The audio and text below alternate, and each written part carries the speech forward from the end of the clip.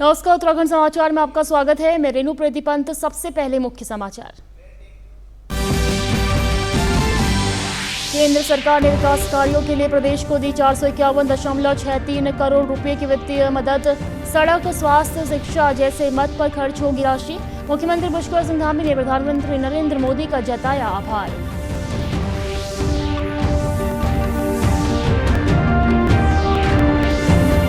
मुख्य सचिव आनंद वर्धन ने कहा, गंगा किनारे बसे शहरों में बढ़ेगा सीवरेज नेटवर्क। उपचारित जल का सदुपयोग किए जाने पर दिया जोर।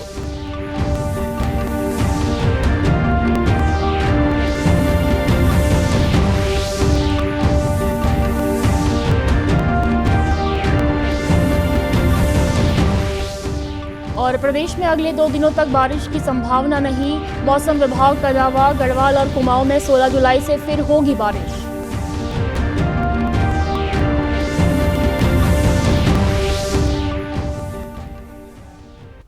अब समाचार विस्तार से। केंद्र सरकार ने उत्तराखंड को आधारभूत अवसंरचना और पूंजीगत विकास कार्यों की गति देने के लिए बड़ी वित्तीय सहायता प्रदान की है। वित्त मंत्रालय ने वित्त वर्ष 2026-27 के लिए पूंजीगत निवेश के लिए राज्यों को विशेष सहायता योजना के तहत उत्तराखंड को 451.63 करोड़ रुपए की प्रथम किस्त विशेष सहायता के रूप में स्वीकृत की गई है। मुख्यमंत्री पुष्कर सिंह धामी ने केंद्र सरकार द्वारा उत्तराखंड को पूंजीगत निवेश के लिए विशेष सहायता ऋण की प्रथम किस्त स्वीकृत किए जाने पर प्रधानमंत्री नरेंद्र मोदी एवं केंद्रीय वित्त मंत्री निर्मला सीतारमण का आभार व्यक्त किया। मुख्यमंत्री ने कहा कि प्रधानमंत्री के नेतृत्व में केंद्र सरकार निरंतर उत्तराखंड के विकास में सहयोगी की भूमिका निभा रही है।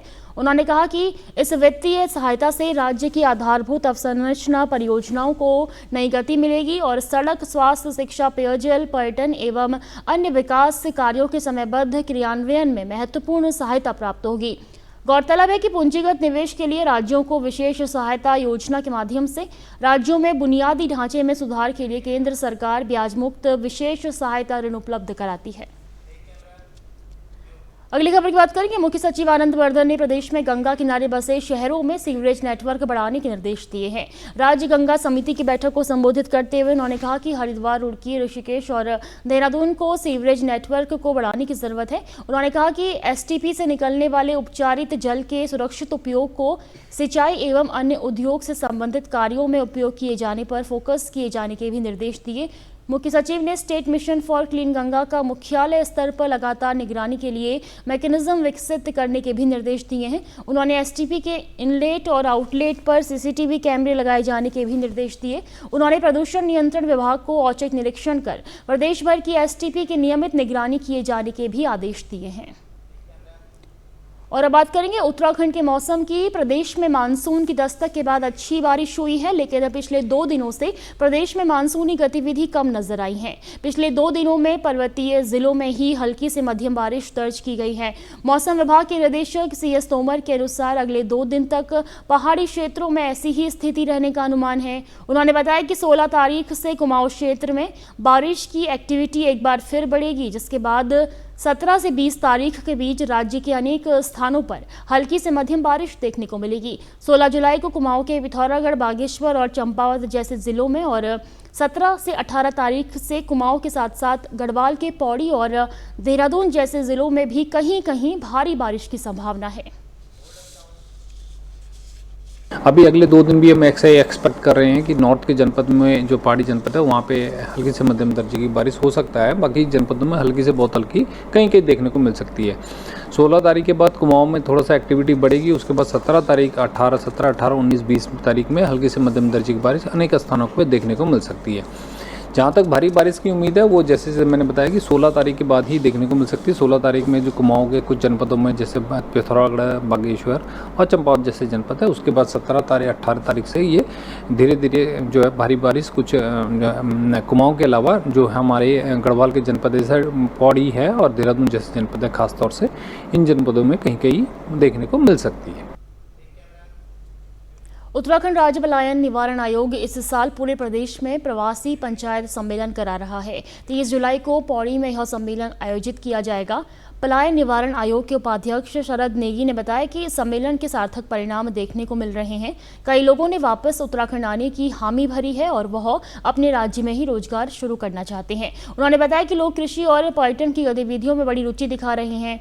उन्होंने ये भी कहा कि राज्य सरकार की कई ऐसी योजनाएं हैं जिससे उत्तराखंड प्रवासी लाभान्वित होंगे।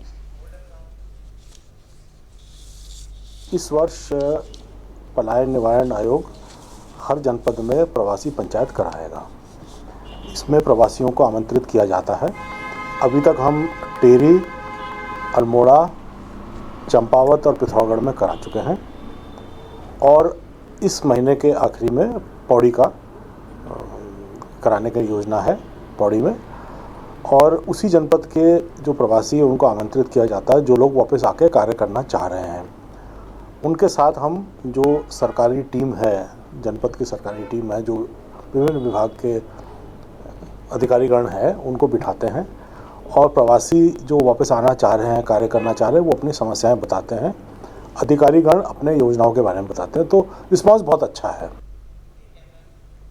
और अब बात करेंगे अल्मोड़ा जिले की। अल्मोड़ा के जिलाधिकारी अंशुल सिंह ने क्वारब बाईपास मार्ग पर भारी और ओवरलोड वाहनों के खिलाफ सख्त कार्रवाई के निर्देश दिए हैं। हाल की भारी बारिश और भूस्खलन के बाद किए गए निरीक्षण में मार्ग को भूवैज्ञानिक दृष्टि से अत्यंत संवेदनशील पाया गया। निरीक्षण के दौरान जिलाधिकारी ने देखा कि संवेदनशील मार्ग से लगातार भारी और ओवरलोड वाहन गुजर रहे हैं, जिससे भूस्खलन का खतरा बढ़ सकता है। इस पर उन्होंने वरिष्ठ पुलिस अधीक्षक और संभागीय परिवहन अधिकारी को संयुक्त टीम बनाकर विशेष वाहन चेकिंग अभियान चलाने के निर्देश दिए हैं। इसके साथ ही ओवरलोड और नियमों का उल्लंघन करने वाले वाहनों के खिलाफ सख्त कार्रवाई करने और लगातार निगरानी रखने को भी कहा है। निरीक्षण में भूस्खलन प्रभावित क्षेत्र में यूपीसीएल का एक बिजली का पोल भी जोखिम की स्थिति में मिला है। इस पर जिलाधिकारी ने यूपीसीएल के अधिशासी अभियंता को पोल को जरूरत पड़ने पर प्राथमिकता के आधार पर सुरक्षित स्थान पर स्थानांतरित करने के निर्देश दिए। अगली खबर की बात करेंगे। गायत्री शक्तिपीठ शांति कुंज की शाखा नई टिहरी में अखंड ज्योति को 100 वर्ष होने पर एक जनपदीय सम्मेलन का आयोजन किया जा रहा है। गायत्री परिवार का प्रचार प्रसार गांव-गांव तक पंचकुंडीय यज्ञ के माध्यम से किया जा रहा है। इस मौके पर लोगों को नशे के खिलाफ भी जागरूक किया जाएगा। गायत्री परिवार उत्तराखंड जोन के प्रमुख जय सिंह यादव ने बताया कि प्रदेश को नशे से मुक्त कराने में हम सब लोग एकजुट होकर के यह कार्य करेंगे।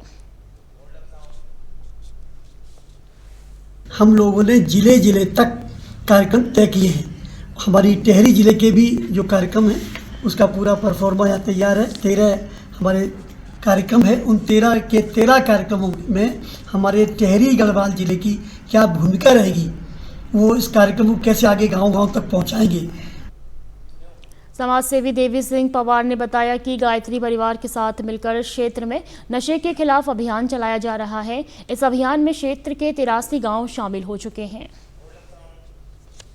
नशे पे काम करें, क्योंकि और हम जब ये काम किया है तो उस पर हमको सफलता मिले। आज आपके आशीर्वाद से और गुरु जी की कृपा से जो है 85 गाँव हम नशा मुक्त कर चुके हैं और इसका और भी लोगों ने इसका जो है अभी एक आंदोलन बन गया है। तो मैंने गायत्री परिवार से जो है मैंने संपर्क इसलिए किया कि गायत्री परिवार का भी एक उद्देश्य है कि भारत नशा मुक्त भारत अभियान। बेटी बचाओ बेटी पढ़ाओ के अंतर्गत रुड़की के बीएसएम इंटर कॉलेज में छात्राओं को आत्मरक्षा के लिए ताइक्वांडो का प्रशिक्षण दिया जा रहा है। छात्राओं के अभिभावकों का कहना है कि बदलते दौर में लड़कियों के लिए आत्मरक्षा के गुर सीखना जरूरी है ताकि कोई बेटियों को कम न समझे। ताइक्वांडो में प्रशिक्षण लेने वाली छात्राओं का कहना है कि यह सिर्फ स्पोर्ट्स नहीं बल्कि सेल्फ डिफेंस की एक बेहतरीन कला है। कई बार घर से बाहर शिक्षा और जॉब के लिए जाना पड़ता है, इसलिए सेल्फ डिफेंस सीखना बेहद जरूरी है। देखिए, वैसे तो बहुत सारे स्पोर्ट्स हैं जो हमें हेल्दी होने में हेल्प करते हैं, लेकिन ताइक्वांडो इसलिए क्योंकि न सिर्फ ये एक स्पोर्ट्स है बल्कि ये एक सेल्फ डिफेंस की कला भी है। ये हमें सेल्फ डिफेंस सिखाता है और लड़कियों के लिए more than anything else I think which is important is self defence, क्योंकि हमें घर से बाहर निकलना पड़ता है अपने एजुकेशन के लिए, अपने करियर के लिए, तो उससे हमें कॉन्फिडेंस मिलता है that we can defend ourselves in difficult situations. That is why I have chosen taekwondo. Taekwondo एक ऐसा स्पोर्ट है जो हमें, जैसे सबने बोला, सेल्फ डिफेंस सिखाता है और साथ ही में कॉन्फिडेंस देता है। मैं अपनी खुद का अगर एक एग्जांपल दूं, मेरा घर काफ़ी दूर है, मुझे दूर से आना होता है, तो बहुत सारी चीज़ें लड़कियों के साथ होती हैं। मैं पहले डरती थी, लेकिन जब से मैंने ताइक्वांडो ज्वाइन करा है उसके बाद से मेरा वो डर जो था अंदर से वो ख़त्म हुआ है। एक कॉन्फिडेंस बिल्डअप हुआ है, सामने वाले की आंखों में आंखें डालकर बात करने का कॉन्फिडेंस आया है, और भी बहुत सारी चीज़ें हैं जो ताइक्वांडो ने मेरे को सिखाई हैं। इसी के साथ अभी तक के समाचार समाप्त हुए। दूरदर्शन समाचारों से जुड़े रहें। मिलते हैं फिर शाम 5 बजे के बुलेटिन में। नमस्कार।